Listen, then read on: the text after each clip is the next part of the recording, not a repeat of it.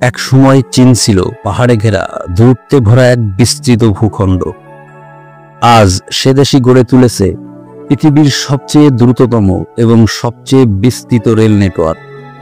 ৪৫,০০০ কিলোমিটারেরও বেশি high speed rail network, যেখানে train ছুটে চলেছে ঘন্টায় ৩৫০ কিলোমিটার বেগে। বেইজিং থেকে সাংহাই ১৩০০ কিলোমিটার পথ, যেখানে পাড়ি দেওয়া যায় মাত্র ৪.৫ ঘন্টায়। একটা দেশ যেন নিজের ভিতরেই নিজেকে সেলাই করে চলেছে এক অদৃশ্য সুতোয়।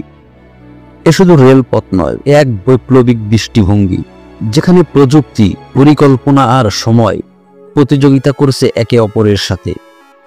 প্রতিদিন কোটি কোটি যাত্রী, চরম নির্ভরতা, নিরবিচ্ছিন্ন সংযোগ আর নিখুঁত গতিতে পাড়ি দেয় হাজার হাজার কিলোমিটার পথ। চীনের এই রেল নেটওয়ার্ক বিশ্বকে দেখিয়ে দিয়েছে, ইচ্ছা থাকলে পর্বত ভেদ করা যায় এবং সময়কে বেঁধে ফেলা যায় ইস্পাতের সুতোয়। এটা শুধু প্রযুক্তির জয় নয়, এটা এক জাতির স্বপ্নকে ছুঁয়ে ফেলার গল্প। চীনের রেল ব্যবস্থা একটি চলমান প্রতিশ্রুতি, যা ভবিষ্যতের দিকে ছুটে চলেছে অবিরাম গতিতে।